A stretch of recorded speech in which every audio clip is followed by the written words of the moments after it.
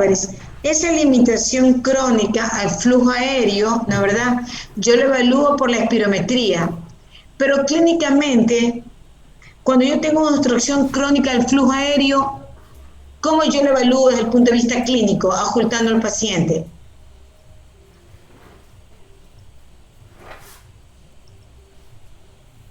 ¿Cómo yo lo evalúo? Que ¿Cómo lo examino? sibilancias, ¿Cómo lo estertores. evalúo?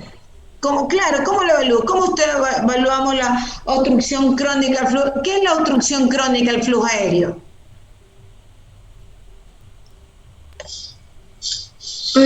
No me acuerdo si era cuando una persona presenta, por ejemplo, síntomas de disnea. Eso. No, que yo hablo, el asma bronquial y el EPOC tienen obstrucción crónica al flujo aéreo. No tiene que acordarse, solo tiene que conversarlo conmigo. ¿Qué tenemos entendido como obstrucción crónica al flujo aéreo? O sea, que hay una reducción del flujo aéreo. ¿En dónde? Hacia los pulmones, del volumen de aire del paciente hacia ¿Pero el en pulmón. dónde? Mm, Ya. de los Está bien, hay bronquios. obstrucción crónica del flujo aéreo, obvio, los pulmones porque estamos hablando de neumología. Pero ¿en dónde estaría la lesión? ¿En dónde hay la obstrucción crónica al flujo aéreo? A nivel de los bronquios, ¿no? A nivel de los bronquios. Por lo tanto, esa obstrucción crónica del flujo aéreo me produce, ya vimos, disnea, me produce tos, y al examen físico, ¿qué yo encuentro cuando oculto a mi paciente? Sibilancias. Sibilancia, murmullo vesicular, Sibilantes, quizá. sibilantes. O sea, la reducción. Entonces, obstrucción crónica del flujo aéreo parcialmente reversible frente al humo de tabaco y No le escucho, doctora, se le está cortando. sí, un ratito, un ratito. Ya. No, sí, esto es un desastre para mí. Ya. Entonces decimos obstrucción crónica del flujo aéreo, progresiva, parcialmente reversible o irreversible, frente al humo de tabaco y leña, que puede estar no acompañada de síntomas, disnea, tos, expectoración. Epidemiología, este, bueno, medio variable en los diferentes países, pero 3.10 millones de personas en todo el mundo fallecen por esta causa y factores de riesgo. Principal factor de riesgo, ya dijimos tabaquismo, luego viene exposición a biomasa en espacios interiores, cocinar con leña, carbón, exposición laboral en los distintos trabajos, el sexo, las infecciones respiratorias, bronquiolitis, patologías virales, sobre todo en la infancia, factores genéticos como déficit de alfa-1-antitrypsina, creo que son los más importantes, y tuberculosis también estaba como factor de riesgo para tener EPOC, porque la tuberculosis es factor de riesgo para tener, ¿qué enfermedad es la que hemos visto? Alison Chavarría, la tuberculosis es factor de riesgo para tener ¿qué? Alison. Si un paciente tiene tuberculosis y cicatriza mal o cura mal posteriormente, ¿qué va a tener?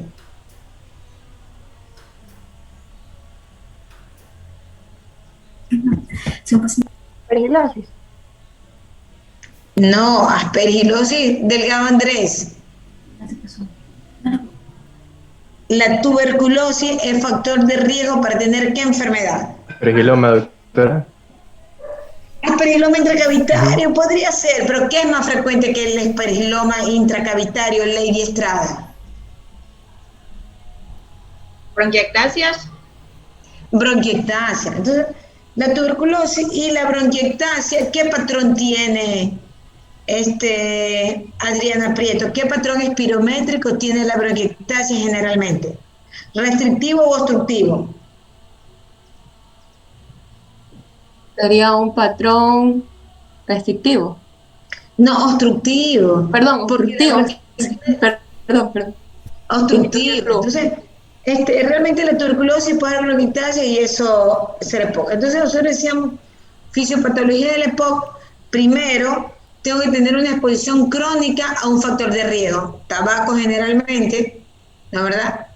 Entra el humo del tabaco y estimula los neutrófilos, macrófagos, linfocitos, y esto de aquí produce una serie de interleuquinas en la vía aérea y que van a producir daño en la vía aérea, daño en el parénquima pulmonar y daño en la circulación pulmonar. Oye, chicos, esperen un ratito.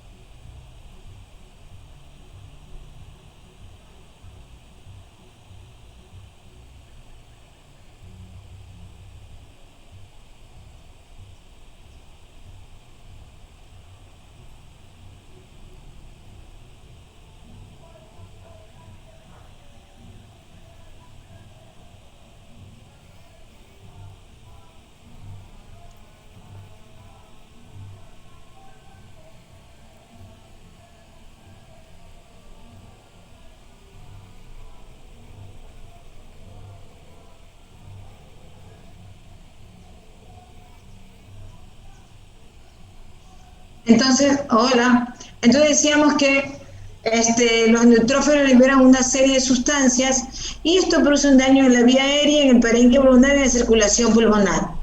En la vía aérea, ¿no verdad?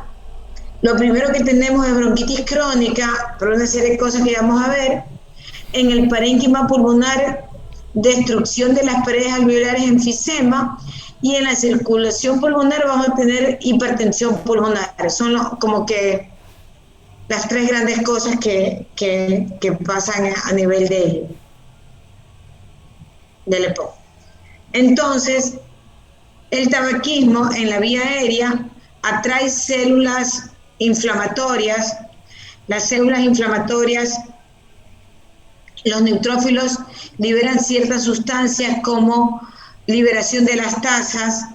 Esta liberación en las tasas al final destruyen las fibras elásticas del pulmón y esto entra dentro de la parte que en el EPOC hay un desbalance proteasa-antiproteasas.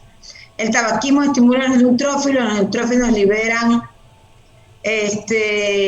proteasas o elastasas y es demasiada la producción de estas elastasas que no logran ser frenadas por las antiproteasas y estas elastasas o proteasas producen destrucción de las fibras elásticas del pulmón.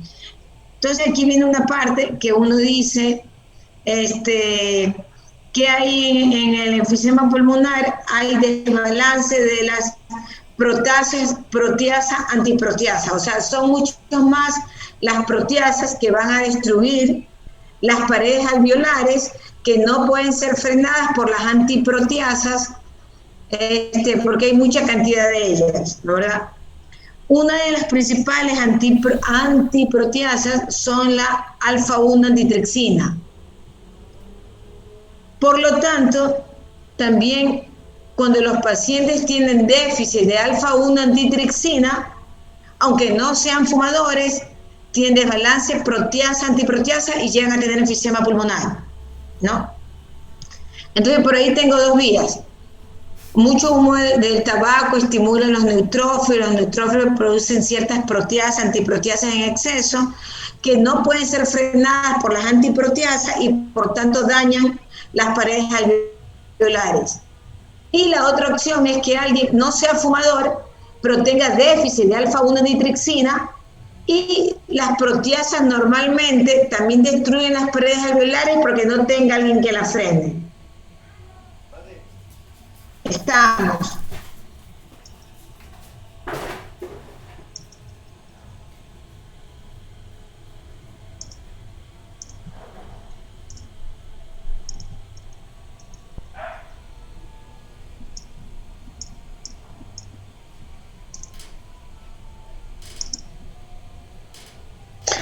Ya, otra parte de la fisiopatología del EPOC, que hay destrucción, aparte de esto de las paredes alveolares, hay una destrucción de las fibras elásticas, ¿no verdad? De las paredes alveolares. Entonces, las vías aéreas proximales mayores de 2 milímetros, hay aumento de las células caliciformes, hipertrofia de las glándulas submucosas, lo que produce mucha producción de moco, que es responsable de la bronquitis crónica. Y en las vías aéreas distales hay engrosamiento de la pared, fibrosis peribronquiolar, exudado inflamatorio intestinal, bronquiolitis obstructiva. Luego, aparte de la bronquitis crónica, que hay hipertrofia de todas las células caliciformes que produce hipersecreción de moco, hay destrucción de las fibras elásticas. Como hay destrucción de las fibras elásticas, hay disminución del recoil elástico. O sea, para que un paciente, la expiración tiene que ser pasiva. Como están destruidas las fibras elásticas, el paciente inspira y no logra vaciar todo el flujo de aire, por lo tanto se va quedando con aire atrapado. Es una causa del atrapamiento aéreo. La destrucción de las fibras elásticas produce que se llene el alveolo de aire y la expiración, que es un proceso pasivo, no logra vaciar totalmente todo el aire que hay en el alveolo, y esto va produciendo a la larga atrapamiento aéreo. Ese atrapamiento aéreo hace que a la larga haya un trastorno en el músculo diafragmático, el cual, que es el principal músculo inspiratorio, no logra hacer la función de inspiración y expiración porque está aplanado el diafragma. Por lo tanto, aparte que tenemos atrapamiento de aire, tenemos desacondicionamiento del músculo diafragmático y no logramos inspirar y expirar de forma adecuada, con lo cual se trastorna mucho la parte también de la mecánica respiratoria. Normalmente, la vía aérea que está aquí normal, la pared bronquial, tengo estas fibras elásticas que son las que se destruyen también con este proceso en el EPOC. Entonces, normalmente yo inspiro, y a lo que expiro no puedo cerrar todo el alveolo y hay atrapamiento aéreo. Obstrucción del flujo expiratorio de forma permanente y progresiva, corta la expiración y va quedando aire dentro del alveolo.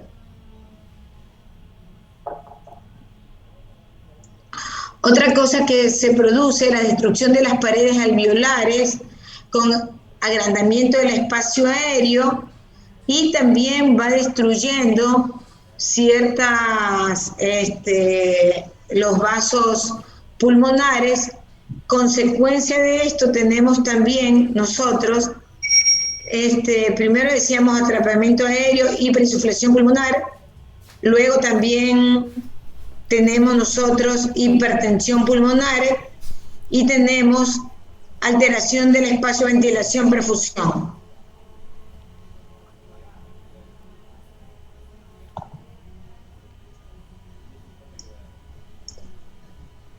La destrucción de las paredes alveolares produce un agrandamiento del espacio aéreo y destrucción de los vasos pulmonares. Hay hiperinsuflación pulmonar, aumento de la capacidad pulmonar total, y el enfisema se comporta como un espacio muerto, relación, alteración, ventilación, perfusión. Ya mismo vamos a... Decíamos nosotros que con el diafragma, que es el principal músculo inspiratorio, la verdad, yo lo tengo abolido totalmente por el atrapamiento aéreo y ya no puedo hacer la misma mecánica respiratoria. La longitud de los músculos inspiratorios altera la configuración de los distintos grupos musculares, afectando la fuerza muscular inspiratoria. Por lo tanto, aumenta la capacidad de reserva funcional y la capacidad inspiratoria.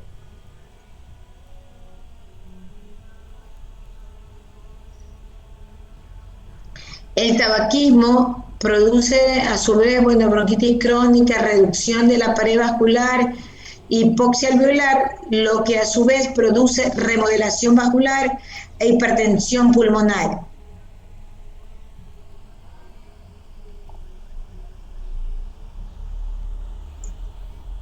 A ver, vamos a ver este. A ver, entonces tenemos el humo del tabaco, lo primero que hace, entra en la vía aérea, los neutrófilos tratan de limpiar la vía aérea y producen muchas sustancias llamadas proteasas. Estas proteasas dañan muchas cosas, dañan la pared alveolar, dañan también el componente elástico de la vía aérea, lo cual favorece que el desbalance proteasa-antiproteasa, una cosa. Luego el humo del tabaco produce aumento de las células caliciformes. Estas células caliciformes en la submucosa producen mucho aumento de moco, por lo cual esta es la primera fase y hay bronquitis crónica, que es como la primera fase del EPOC. El cuadro clínico de esto es tos con expectoración abundante, a lo que los pacientes llaman la tos del fumador. Todavía acá no ha avanzado la enfermedad de enfisema pulmonar, aunque en la parte práctica no logramos dividir bronquitis crónica y enfisema pulmonar. Pero en la primera fase lo que el paciente tiene es mucha tos y secreción mucosa, y el paciente se queja de que tengo tos y expectoración blanquecina por años.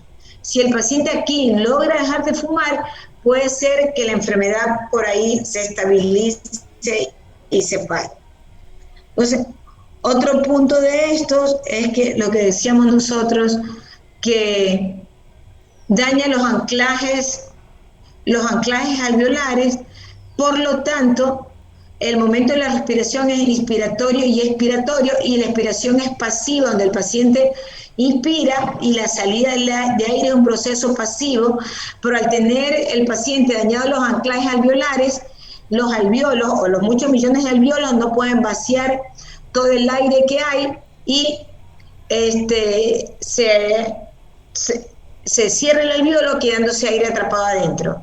Este aire que queda atrapado adentro produce a la larga daño del músculo diafragmático, que es el principal músculo inspiratorio, que tiene una posición adecuada para que actúe como palanca. Por lo tanto, el paciente con el paso del tiempo va a tener también hiperinsuflación pulmonar. Esta hiperinsuflación pulmonar está asociada también a que las proteasas antiproteasas han dañado las paredes alveolares, por lo tanto el paciente inspira, toma aire y se daña más la mecánica pulmonar. Asociado a esto, que aparte de dañar las paredes alveolares, también va dañando los vasos sanguíneos, y al final también un desbalance de ventilación-perfusión. O sea, hay áreas mal ventiladas y bien perfundidas, y hay otras áreas que están también bien ventiladas y mal perfundidas.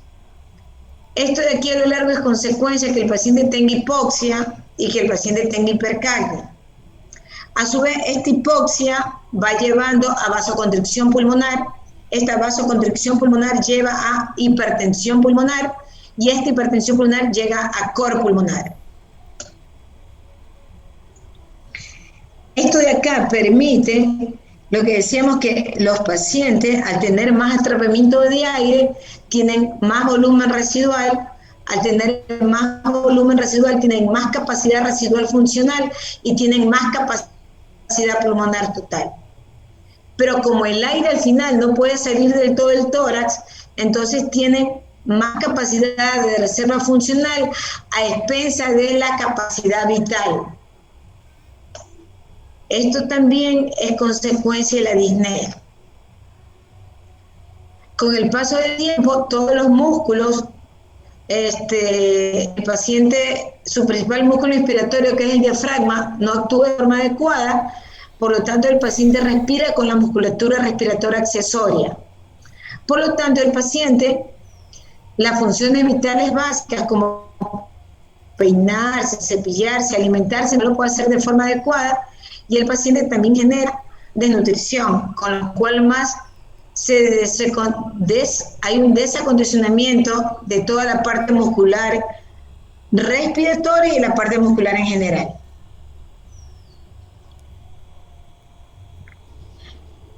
Entonces tenemos como consecuencia, el paciente tiene atrapamiento aéreo, hiperinsuflación pulmonar, desacondicionamiento de todos los músculos respiratorios y en general también de toda la musculatura en general. Segundo, tenemos hipertensión pulmonar y la hipertensión pulmonar me lleva a cor pulmonar y el cor pulmonar me lleva a insuficiencia cardíaca derecha. Por ahí lo he dicho todo en un desorden, pero la primera fase de la hipersecreción de moco y de la pérdida de los anclajes alveolares me lleva también a obstrucción al flujo aéreo. Entonces ahí la intervención que yo hago con mi paciente, primero, no tiene un tratamiento definitivo, porque todo lo que yo doy no voy a lograr recoil elástico, el aplanamiento del diafragma, la hipertensión pulmonar, no tengo algo para revertirlo.